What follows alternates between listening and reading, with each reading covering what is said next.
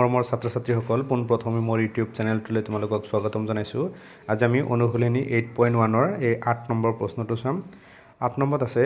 ABCD এটা আয়ত আৰু ইয়াৰ AC কৰ্ণই A আৰু C কোণকো সমদ্বিখণ্ডিত কৰে। দেখুওৱা যে ABCD এটা বৰ্গ আৰু 2 নম্বৰত কি কৈছে যে BD কৰ্ণই B আৰু D কোণক সমদ্বিখণ্ডিত কৰে। এইটো আমাৰ প্ৰমাণ কৰিব লাগে। প্ৰথম আমি ABCD এটা আয়ত আঁকিলোঁ। এতিয়া লিখিম আমি দিয়া আছে ABCD এটা আয়ত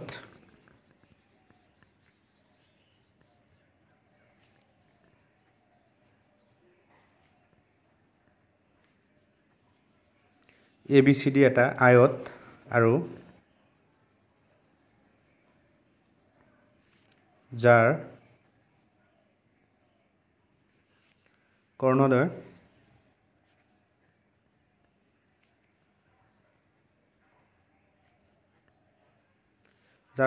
AC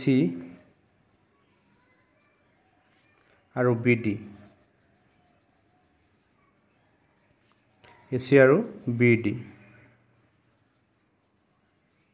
AC আৰু BD এতিয়া AC কৰ্ণই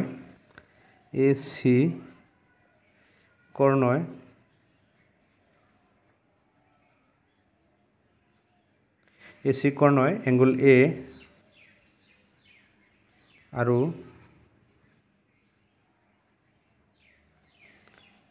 এংগল C ক সমদ্বিখণ্ডিত কৰে।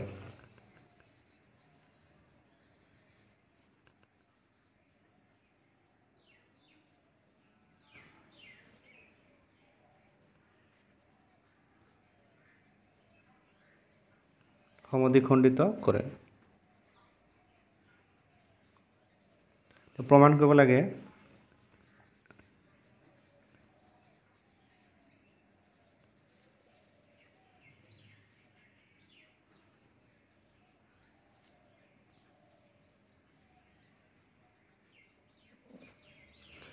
কৰিব লাগে এক নম্বৰত ABCD এটা বৰ্গ ABCD এটা বৰ্গ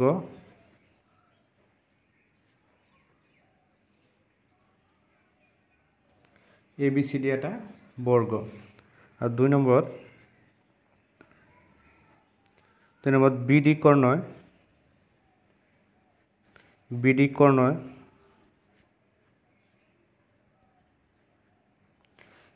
কৰ্ণই এংগল B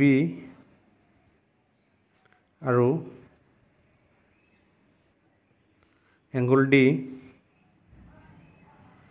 D কোণক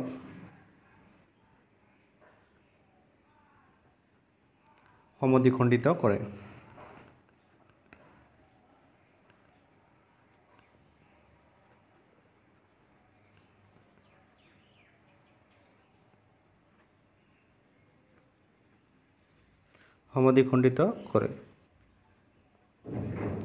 এই দুটা আমাৰ প্ৰমাণ কৰিব লাগে। এতিয়া প্ৰমাণ 1 নম্বৰটো কৰিম। ত্ৰিভুজ ADC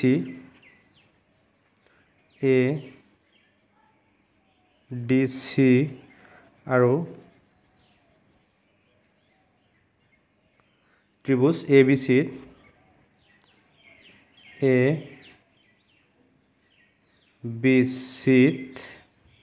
ত্ৰিভুজ ADC আৰু ত্ৰিভুজ ABC ত আমি কি পাম যে এই কোণ তাৰমানে এংগল DAC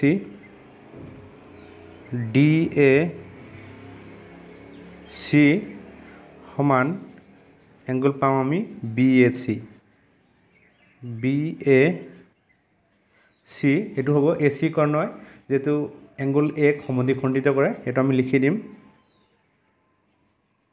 যেহেতু AC কৰ্ণই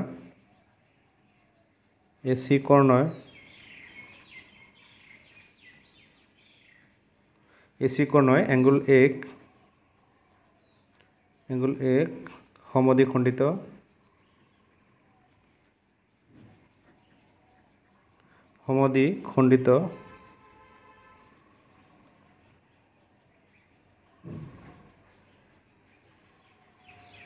সমদ্বিখণ্ডিত কৰে যে এংগল DAC সমান এংগল BAC কাৰণটো আমি লিখিলোঁ যে যিহেতু AC কৰ্ণই এংগল A ক সমদ্বিখণ্ডিত কৰে এতিয়া কি হ'ব AC সমান AC এতিয়া AC সমান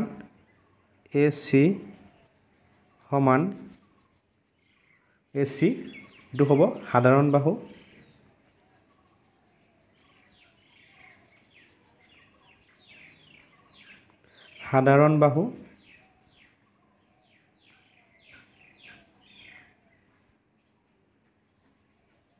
এইটো হ'ব সাধাৰণ বাহু এতেকে এংগল DAC বা এংগল DCA সমান এংগল BCA এংগল DCA সমান এংগল BCA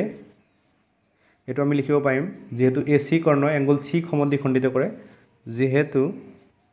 AC কৰ্ণই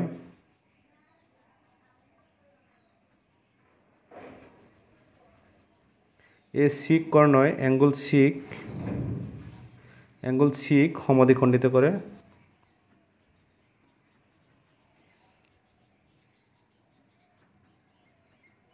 সমদ্বিখণ্ডিত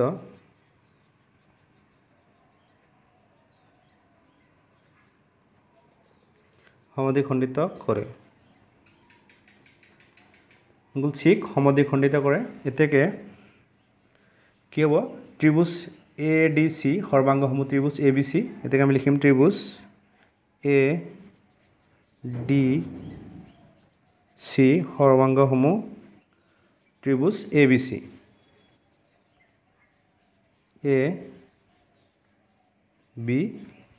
ADC সৰ্বাংগসমূহ ত্ৰিভুজ ADC এটো আমাৰ প্ৰথমতে লিখিব লাগিব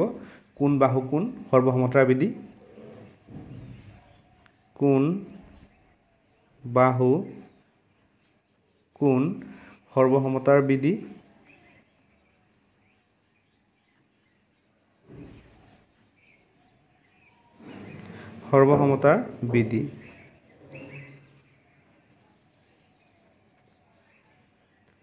কোন বাহু কোন সৰ্বসমতাৰ বিধি টু বিধি কোন বাহু কোন সৰ্বসমতাৰ বিধি এতেকে AB সমান কি হ'ব আমাৰ AD হ'ব এতেকে AB সমান AD এটো হ'ব CPCT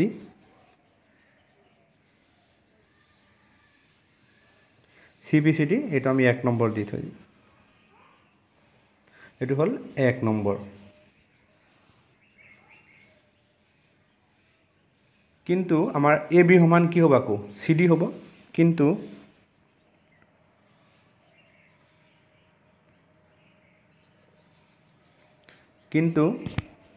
AB সমান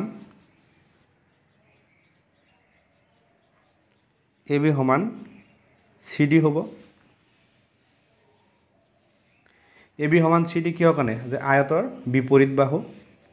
ব্ৰেকেটত লিখি দিম আয়তৰ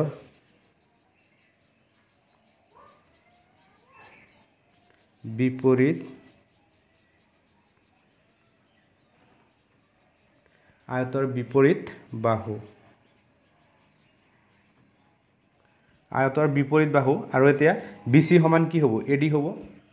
BC সমান AD BC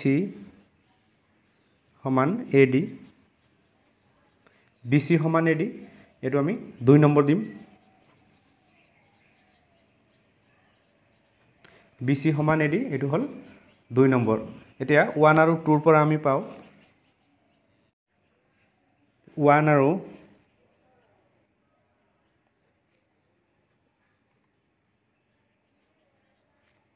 2 ৰ পৰা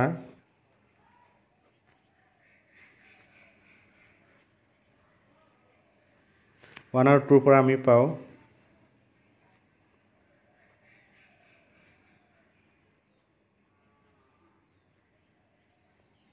1 আৰু 2 পৰা আমি পাওঁ যে AB সমান AB সমান কি হ'ব BC AB সমান BC সমান কি হ'ব CD সমান কি হ'ব AD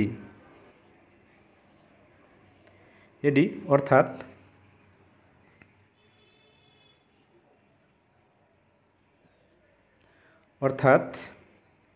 AB সমান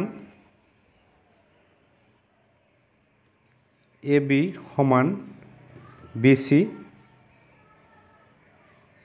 AB সমান BC সমান CD সমান DA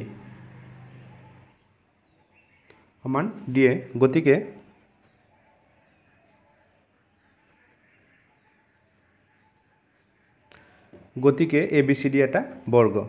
ABCD এটা বৰ্গ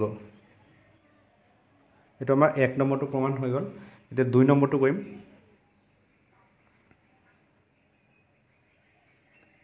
2 নম্বৰটো ত্ৰিভুজ BAD আৰু ত্ৰিভুজ BCD ত্ৰিভুজ BAD আৰু ত্ৰিভুজ BCD পাম আমি BA সমান BC পাম BA সমান BC কাৰণ কি এটো ABCD এটা বৰ্গ লিখি দিম আমি যেহেতু ABCD এটা বৰ্গ ABCD এটা বৰ্গ ABCD এটা বৰ্গ আকৌ আমি কি পাম AD সমান এবাৰ CD পাম AD সমান CD কি কাৰণে যেহেতু ABCD এটা বৰ্গ এটো লিখি দিম আমি যেহেতু ABCD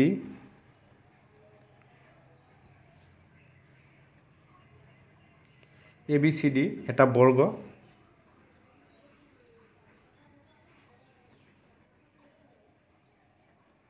যেহেতু ABCD এটা বৰ্গ আৰু BD সমান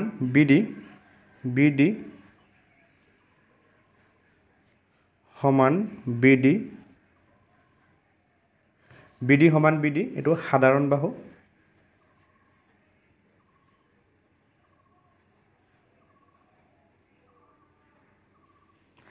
বাহু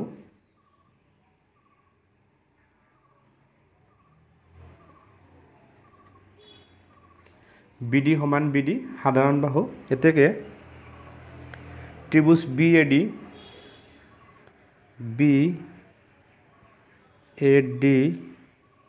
সৰ্বাংগসমূহ ত্ৰিভুজ BCD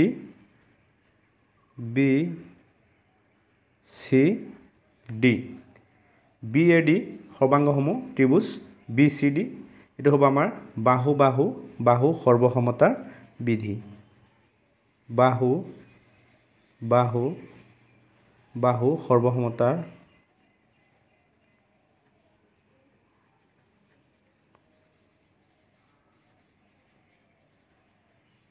সৰ্বসমতাৰ বিধি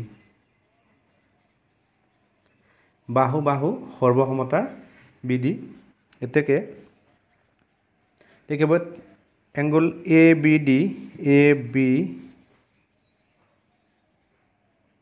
এংগল ABD সমান কি হ'ব এংগল CBD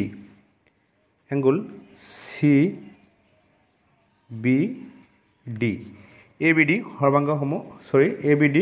সমান কি হ'ব এংগল CBD এটো হ'ব CPCT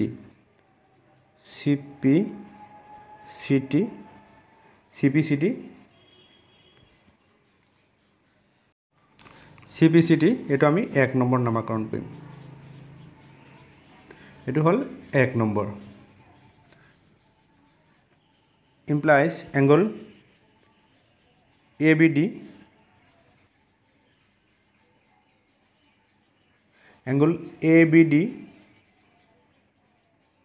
সমান angle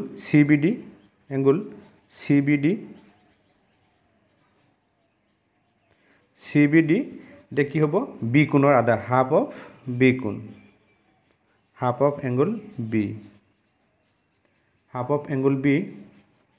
আৰু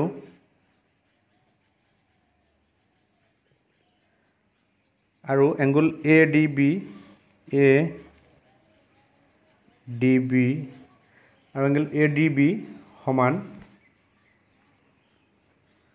সমান কি হ'ব CDB angle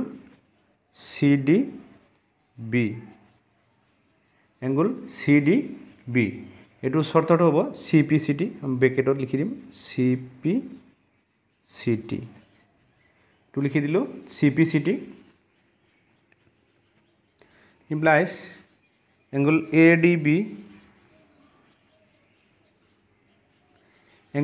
ADB সমান এবাৰ কি হ'ব angle CDB এটো কাৰ হ'ব D কোণৰ সমান তাৰ মানে half of angle D এতিয়া 1 আৰু 2 ৰ পৰা আমি পাম এক নম্বৰ যেটো 1 আৰু 2 ধৰিছিল হেতু নহয় ইয়াত 2 নম্বৰ 1 আৰু 2 দিছো এটা 1 আৰু 2 ৰ পৰা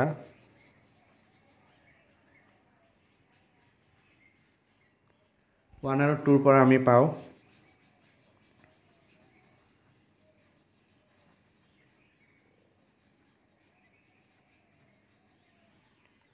1 আৰু 2 ৰ পৰা আমি পাও কি পাম যে BDA angle B আৰু BD angle B আৰু angle D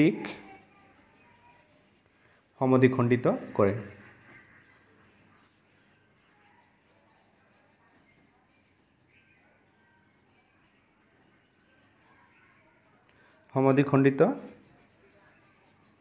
কৰে এটোৱে দেখুৱাব দিছিলে আমি লিখি দিব পাৰি তলত দেখুৱা হল